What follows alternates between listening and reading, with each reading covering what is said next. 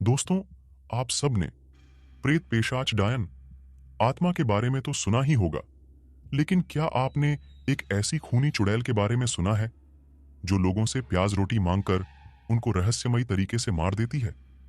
मेरे दादाजी के गांव में ऐसे ही अविश्वसनीय घटना घटी थी। तो आइए सुनते हैं दादाजी की जुबानी। हमारे गांव के बाहर एक बहुत पुराना तालाब हुआ करता था और गांव वालों का कहना था कि वो तालाब भूतिया है। क्नॉइस और उसका लाभ के किनारे उस समय झोपड़ी बनाकर एक औरत रहा करती थी और लोगों से खाना मांगकर अपना गुजारा करती थी। उसकी उम्र करीब 665 साल की रही होगी। मैं और तुम्हारी दादी अक्सर तालाब के किनारे सैर करने के लिए जाया करते थे। तो एक दिन की बात है, जब हम दोनों शाम को शहर पर गए हुए थे। वो जगह उस समय सुनसान हुआ करती थी, सिर्फ दिन में ही लोगों का आना जाना था वहां। जब हम सैर करके लौट रहे थे, तब मुझे पानी की आवाज सुनाई दी। हम दोनों ने तालाब की ओर देखा तो पाया कि तालाब के किनारे वो बूढ़ी औरत पानी से अपने हाथ धो रही थी। लेकिन अजीब बात तो ये थी कि उसके हाथों में लाल रंग की कोई चीज लगी हुई थी और वो उसे रगड़ रगड़ कर धो रही थी। मैंने सोचा कि क्यों ना उनसे बात की जाए। हम दोनों उनके पास गए और मैंने उनसे पूछा, अरे काकी, आप क्या कर रही हैं यहां? यह सुनकर उस औरत ने अपने हाथ धोने बंद कर दिए और पीछे मुड़कर मुझे देखा। वो औरत बस मुझे ही गोरे जा रही थी। मैं इंतजार कर रहा था कि वो कुछ तो कहेगी, लेकिन उसने मेरी बात को नजरअंदाज कर दिया और वापस हाथ धोने लगी। मैंने उसके हाथ की ओर देखा और कहा, यह तो खून जैसा लग रहा है, आपको कहीं चोट लगी है क्या? उसने दोबारा मुझे देखा, लेकिन इस बार भी कोई जवाब नहीं दिया। हाथ धोने के बाद वो चुपचाप अपनी झोपड़ी में चली गई। ये देख कर हमें हैरानी तो हुई, लेकिन हमने कुछ नहीं कहा और हम वापस आ गए। उसके 2 दिन के बाद मैंने शाम के समय में ही उस औरत को हमारे पड़ोसी के घर के आगे देखा। उसने पड़ोसी से कहा, मुझे प्याज रोटी चाहिए। मुझे उसकी ये बात भी बड़ी अजीब लगती थी। वो हमेशा लोगों से रोटी और प्याज ही मांगती थी। तो मेरे पड़ोसी ने कहा, माफ करना, रोटी प्याज तो नहीं है, लेकिन हाँ चावल दे सकता हूं तुम्हें। लेकिन उस औरत ने उसे कोई जवाब नहीं दिया और वो वहां से आगे बढ़ गई। वो रोटी प्याज के अलावा कुछ भी नहीं खाती थी। मैं उस शाम करीब 1 घंटे तक बाहर बैठा रहा और मैंने उसी औरत को वापस आते हुए देखा। उसके हाथ में कुछ प्याज और कागज की एक पोटली थी, शायद उसमें रोटी रही होगी। वो औरत सीधे अपनी झोपड़ी की ओर चली गई। मैं भी अपने काम में लग गया। फिर अगले दिन गांव के कुछ लोगों के साथ मैं यूं ही बैठे हुए गप्पे मार रहा था। तभी दिनेश नाम के एक आदमी ने कहा, अरे जानते हो, कल रात को सोमनाथ काका के परिवार वाले अचानक एक साथ बीमार पड़ गए। सबके पेट में अचानक दर्द होने लगा और सबको खून की उलटियां हो गईं। सोमनाथ काका हमारे गांव में शिक्षक थे, बच्चों को पढ़ाते थे। वो उनके बारे में जब वो बात मुझे पता चली तो मैं तो बहुत डर गया। मैंने पूछा, अरे ये कैसे हो सकता है?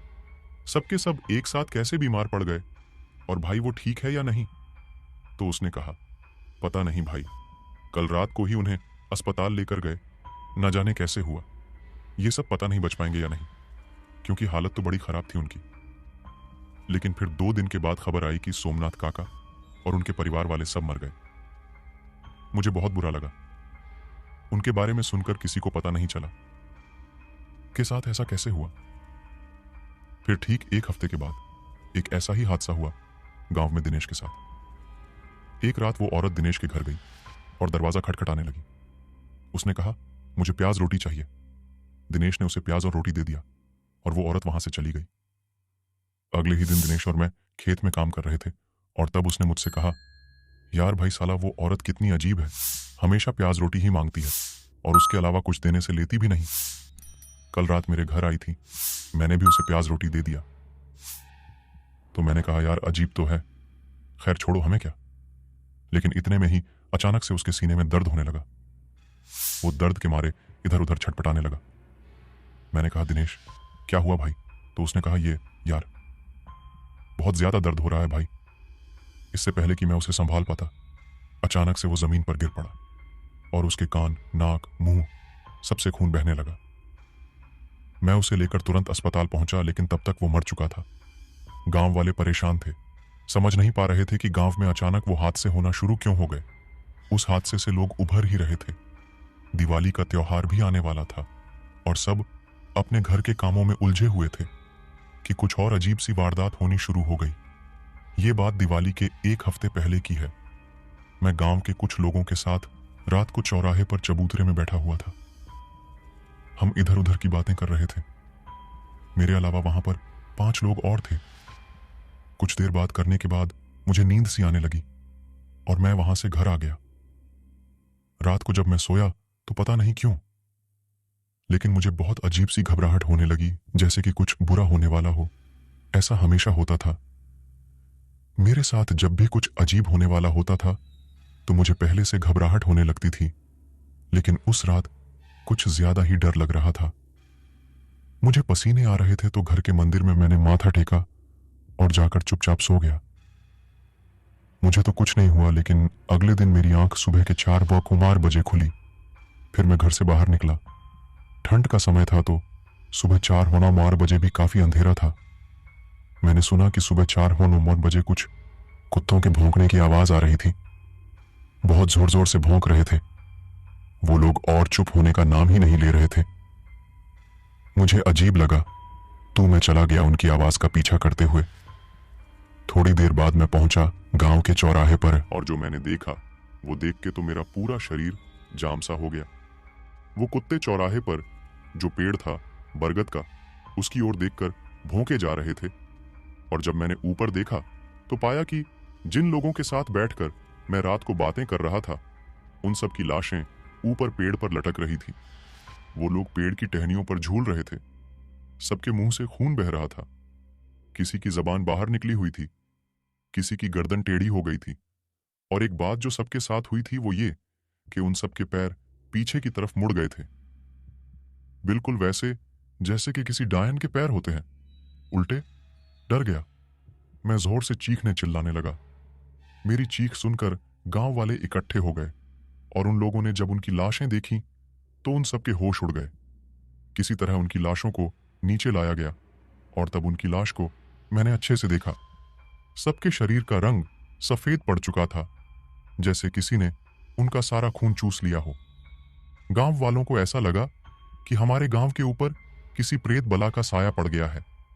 तो उस दिन उन सबकी लाशों का अंतिम संस्कार करने के बाद गांव वाले गए एक तांत्रिक के पास।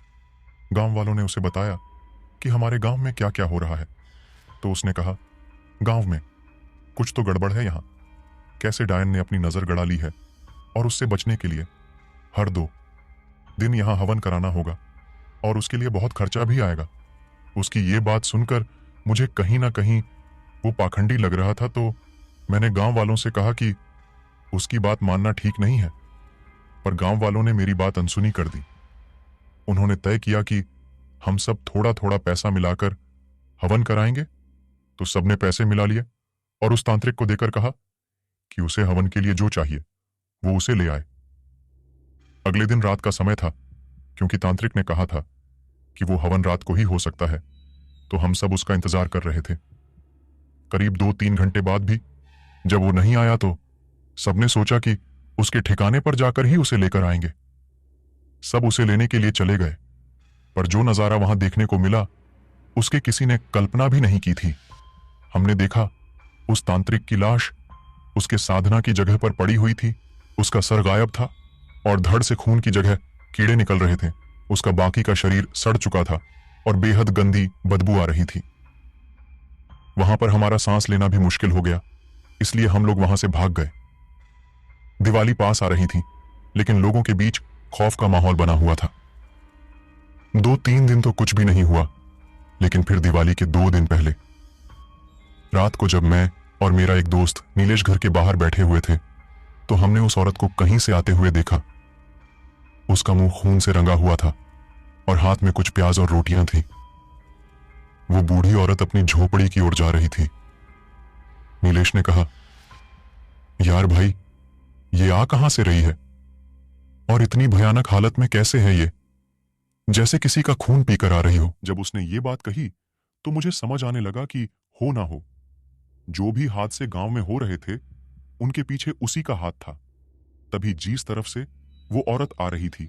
उसी तरफ से एक औरत की जोर से चीखने की आवाज आई।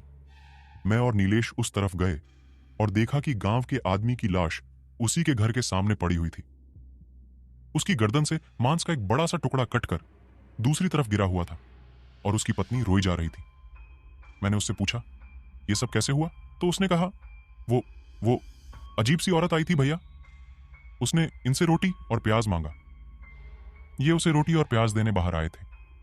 फिर जब काफी देर तक अंदर नहीं आए तो मैं बाहर आई और आकर देगा तो ये उसने इन्हें मार डाला। मैं और नीलेश तुरंत उस औरत की झोपड़ी की ओर भागे ताकि उसे पकड़ सके। लेकिन जब हम सब उसकी झोपड़ी में पहुंचे तो वो वहां पर थी ही नहीं। लेकिन झोपड़ी के अंदर का नजारा ही कुछ और था। वहां तंत्र विद्या की चीजें रखी हुई थीं, कुछ जानवरों की हड्डियों और कुछ इंसानी खोपड़ी भी थी। हमने उस औरत को आसपास बहुत ढूंढा पर उसका कुछ पता नहीं चला। कहां गायब हो गई। काफी देर तक ढूंढने के बाद भी उसका पता नहीं चला तो हम वापस जाने के लिए निकल गए। तभी कुछ दूर से कुछ लोग चीखते चिल्लाते हुए हमारी तरफ आ रहे थे। सच में वो लोग बहुत डरे हुए थे, जैसे कि उन्होंने भूत देख लिया हो। मैंने उन्हें रोका और पूछा कि क्या हुआ। तो एक आदमी ने कहा, वो औरत वो डायन है। डायन उसके पैर उलटे थे और उसका मुंह खून से रंगा हुआ था। भैया वो सुनकर मुझे समझ आया कि वो औरत कोई आम डायन नहीं बल्कि पिछल पाई थी। अब सवाल यह है कि पिछल पैरी होती क्या है? तो पिछल पैरी डायन होती है जिसके पैर उलटे होते हैं। किसी को नहीं पता चला कि वो कहां गई, वो कहां से आई थी और अचानक कहां और क्यों गायब हो गई। वो आज भी एक रहस्य है, लेकिन उसके बाद से वैसा कुछ नहीं हुआ। यहां शायद उसने किसी नए गांव में अपना बसेरा कर लिया होगा। ये अगली कहानी एक ऐसी अजीब सी एंटिटी के बारे में है जिसके लिए आप लोग बहुत दिनों से कहानियों सुनने के लिए कमेंट कर रहे थे। तो आइए सुनते हैं ये दूसरा किस्सा। सभी मेरा एक दोस्त था जिसके साथ एक अजीब सा हादसा हुआ था। उसने अपने घर के आसपास एक बोने को देखा था जो हमेशा उसकी खिड़की से उसके कमरे में झांकता रहता था और उसका आधा चेहरा सड़ा हुआ था और आंखें बिल्कुल सफेद थीं। शुरुआत में उसे वो भ्रम लगा, लेकिन जब उसने उसे बार बार देखा तो वो बहुत डर गया और उसने इसके बारे में अपने घर वालों को बताया। लेकिन जब उसके घर वालों ने आसपास छानबीन कराई तो उन्हें कोई भावना मिला ही नहीं। अब दोस्तों, आपके मन में भी ये सवाल आ रहा होगा कि क्या बोने भूत हो सकते हैं? तो आपके सवालों के जवाब दादाजी के अगले किस्से में मिल जाएगा। मैं और मेरे कुछ ड्राइवर साथ ही रात को एक नदी के किनारे गए हुए थे और नदी के किनारे बैठकर शराब पी रहे थे।